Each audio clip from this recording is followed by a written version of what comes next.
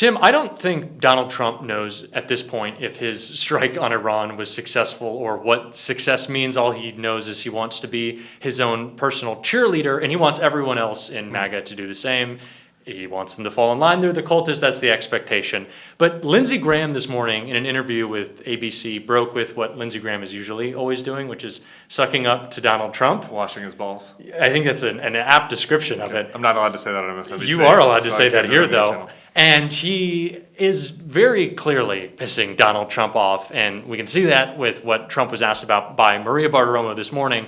We got to see what he had to say about the main thing that had to be destroyed in this strike, which was the enriched uranium. And then we're going to take a look at what Lindsey Graham just threw him under the bus saying. Do you think that the Iran regime hid some of the enriched uranium before the strikes? No. You mean, did they take it out of the deep one? No. Because you were pretty clear you can't have a weapon. You're going to have to come to the talk. Something's going to happen. I don't think they did. No, I think, first of all, it's very hard to do. It's very dangerous to do. It's very heavy, very, very heavy. It's a very hard thing to do. Plus, we didn't give them much notice because they didn't know we were coming until just, then. And nobody thought we'd go after that site because everybody said that site is impenetrable. You can't, you're not going to be. This way they did. It's at the bottom of a mountain. Do you think that this enriched uranium, was this a successful military strike from anything that you've heard, as according to Donald Trump?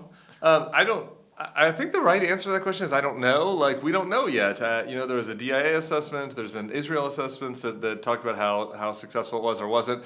I think to your point, though, Donald Trump doesn't care whether it was actually successful. It's not the point. And I think that's what you see in these answers. He just wants it to seem successful. It's all marketing. It's all a show. It's, whatever. Trump stakes, but Iran war edition. Iran edition. Well, how much he cares is also pretty in line with how much he knows, because when he was talking about the enriched uranium, which is so important to this mission, that's why he's been talking about it so much. It's just the answer perfectly represents all of that. And then, of course, we're going to check out how Lindsey just threw him under the bus. So they had 3 main sites, and we knew they're going to have to either give them up. And I thought we could do it during negotiation, and we just about had it done. And then they said, we want enrichment. Enrichment doesn't mean air conditioning, and it doesn't mean to jack up your car. Enrichment is a bad word. And I said, you got so much oil, what do you need that for? And they said, well, we need it. And I wouldn't let that happen.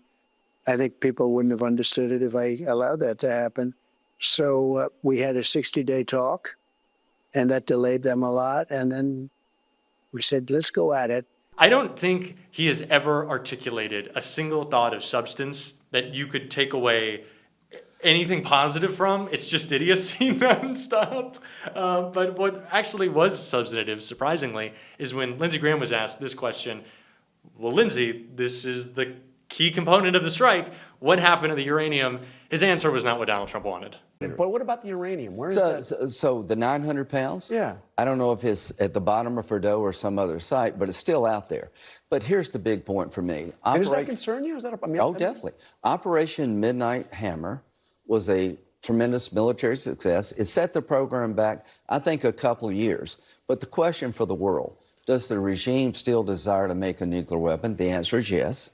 Do they still desire to destroy Israel and come after us? The answer is yes. Until that changes, we've got to keep we're in trouble. But the president seems to say, look, they're done with it. All right, Tim, so it's set back a year or two, which Donald Trump said it was obliterated forever. Lindsey also said, against Trump's wishes, that no, they probably still have it somewhere. They were able to move it out because he completely telegraphed this strike over Truth Social. Was this a success? So, in contrast to what I said at the start, Lindsey does actually care about this and wants to bomb Iran and wants regime change. He kind of said that he didn't the other day because he knows he's not supposed to say the words regime change. But now he's like, let's bomb him some more. Yeah, we know what Lindsey wants. And so this creates, I think, a real conflict and something I'm concerned about, that Trump is now misaligned, not just from Lindsey, but from Israel, right? Because Israel actually cares about whether Iran has a nuclear weapon and whether Iran has enriched uranium, because it is an actual security interest to them. Whatever you think about their policy, that is where Israel is. And Israel was really driving the car that got Donald Trump into this bombing. Donald Trump doesn't, right? No. It's not an acute security interest for us. no matter what Ted Cruz says on Fox, like, Iran isn't going to bomb Los Angeles anytime soon with a nuke. I think Trump probably has a better chance. We're going to go to our sponsor, Kalshi, and see what the Trump versus Iran bombing Los Angeles I odds think are. definitely Trump higher. And so, like, since Trump doesn't actually have a security interest, he just wants it to look good for Trump, right? So that's why he's out there like, blah, blah, blah, blah, like, they can have it, doesn't matter, we stopped him, because he wants it to seem as a success. And I think it's going to create real tensions, both with the Hawks, the handful of legitimate Hawks in his own party, which is not that many anymore, but Lindsey Graham, but more importantly with Israel, because I know Donald Trump wants this to be a 12-day war. He branded the war. But, like, that's not, I don't think, what Bibi Netanyahu thinks. No, and you're right about the tensions that exist throughout the administration. One of them we saw was with him in Vance when we were doing no regime change Vance, right? Because he's the new brand of conservative. And then Trump immediately was like, I didn't know you did the voice. Oh, I did the voice. We love regime change. Quite frankly, I think it was a fantastic change. Someone said, "Wow, that's the best change I've seen." But Vance was trying to position himself. Trump obviously screwed him, but I don't know if this was just because this is a fascist regime or Trump was trying to make it up to him. But Donald Trump was inflicting his immigration pain on behalf of J.D. Vance as a little toy for him. This was a story that we followed on my Substack, but I'm so glad you're here to break it down with me, Tim, because this might be the dumbest story of this entire administration. Impossible. No. It's a competitive category. We're going to see what MSNBC had to say. We sent spies to nuke. We sent spies to nuke Greenland to try to, like, CIA officials are on the ground in Greenland. Let me try to trying to determine whether they're welcoming us taking it over. I can raise you fat-faced J.D. Vance. We have to take a look at this, and then we're going to discuss a whole host of J.D. things. About 2 weeks ago, a Norwegian tourist named Mads Mikkelsen, who is not to be confused with the Danish actor from the James Bond and Marvel movies, landed in Newark Airport. On arrival, he was detained by immigration agents who demanded access to his cell phone and then denied him entry to the U.S. As one Norwegian news outlet, which spoke to him, reports, quote, Mikkelsen says that after being warned he could face a fine or even prison, he gave immigration officers the PIN code to his phone. He was then confronted with its contents, pictures the officers found questionable. In particular, a meme of U.S. Vice President J.D. Vance, portrayed as bald, and a private photo of a pipe.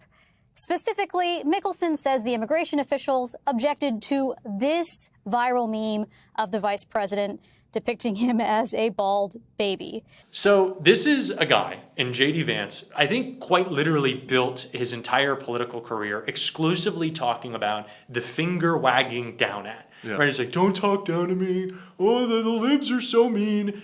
And we are now restricting people's entrance to the country based off memes of fat-faced JD. He went over to Europe a couple months ago in Munich and said that you're policing free speech too much. I'm just going to put the quarter in the machine. I'm actually going to scoot away and speak directly to the camera on JD. I'm going to let you have your moment too. Well, you know I fucking hate JD Vance more than anybody. He is the most noxious person in the world. And I am leaving the country actually next week, and I've decided to just make the background of my phone. Oh, is it really? It isn't that yet. Okay, but when I go through customs, it will be fat-faced JD. So you don't have to look through my phone. It's going to be right there. And I dare you guys to detain me.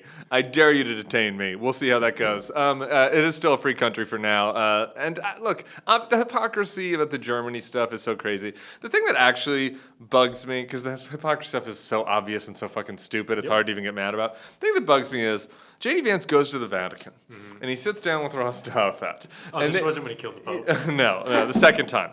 And he sits down with Ross Douthat, and he gives this talk about why, his anti-immigrant views are not in conflict with his Catholic faith. And he's just like, we've accepted too many immigrants into the country, and now we have divisiveness. We have hatred in the country. And the only way for us to come together now as a country is for us to restrict other people from coming in. And then we can live in this great utopia in America. We all love each other. And it's like, what? No, this is what they're doing. They are targeting people in this country for expressing their views. Like what he sees, what he wants is for everybody to salute to dear JD and to salute dear leader and say, oh, Mr. JD, I loved your book so much. And I loved that horrible movie remake of your book. And in America, we just march in line like they do in North Korea and say, yes, sir, Mr. Trump, sir. And it's like, fuck these guys. It is un-American. It is ridiculous. And I think that we should all just, we should all put Fat Face JD in our phones and say, I dare you to target me. This administration, I will be the martyr. I will be the first one. Not I guess the first. I'll be the second one. Take me away, JD. Take me. Shackle me. Big fat face. Well, this is something that we talked about. Quick plug for the FY pod. Cam will appreciate this. We talked about, or I talked about, and it was a great point by me, by the way, Tim. You're not the only one with these exceptional views. Is that at the same time as we work to make the brand of the Democratic Party better, it is equally important that we do the thing that they've done so well, which is find the archetype of the lib, the blue-haired lib complainer that people see and experience in their culture that they don't like, that feels apolitical. And I think J.D. Vance, the complainer, the whiner, the finger wagger, the imposition on your freedom because he wants everyone to be like him and salute, is a great example of what conservatives want. The same people who tell you that, like, Candace Owens is like, a woman's place is in her home and cooking and making eggs Benedict. It's like, then shut up then. You do 9 podcasts a week. Be a woman at home. Yeah. They want to impose their lives that they don't live on you, make your life worse and make it suck. And that's J.D. Vance. Yes. He's smarmy and condescending and people don't like it. And the other thing, you make a good point. I was watching this Shane Gillis clip. If people aren't watching, if you're watching Tires, are you watching Tires? I've seen all of it. Tires is I great. watched it in one day. I had my wisdom teeth out. And he was like, he was in this clip and he's saying, I'm on my lib shit. I'm getting back on my lib shit. Yeah. And the guy who's interviewing was like, why? And he's like, have you seen all these guys at the MMA fight? Mm-hmm. And it's like, with the Cash Patel. It's Cash Patel. And they're doing this. Oh, yeah. And Marco. You're the director. You're the FBI director. You're the FBI director. You're the vice president of the United States. You shouldn't be fucking trolling people on Blue Sky. You shouldn't be, so touchy and sensitive and condescending and prickish. You and me do? Yeah. You're on Blue Sky. Oh, that's the fight? Yeah, because I didn't get on Blue Sky. We had a conversation about Blue Sky. I see so many comments of people saying like, ooh, Jack, you should get on Blue Sky. I have the account. Yeah. I don't use. Because when it first launched, you're like, well, I don't really want to be in an echo chamber. I want to bring the fight to people whose mind I can change. It's like, do you know what Tim Miller, whose opinion I've respected for many years now, well, you know why I got on? Why? I made a deal with Mark Cuban. I DM'd Mark Cuban. I was like, will you come on the podcast? And he said, why aren't you on Blue Sky? I invested in Blue Sky. And I gave him all the reasons I told you, which is I don't want to be in an echo chamber. I want to hear different views. And he was like, I hear that, but like, I think it'd be important for you to do it. And I was like, if you come on the podcast, I'll get on Blue Sky. And he said, deal. Well, every deal that Mark Cuban has made in the past year and a half, when did he sell to the Adelsons? Who elected Trump? I don't think those have been great. Yeah, well, okay. I hear you. I'm just saying, I felt like it was a fair trade. And with that, those are our Lindsey Graham thoughts. If you haven't seen this man before, which I'm sure you probably have, where do the people find you, Tim? The Bulwark on YouTube, and sometimes on Nicole Wallace's show on MSNBC. I also tweet a lot. I'm sorry about that for people that are off X. It's a good place to be. We'll see you soon.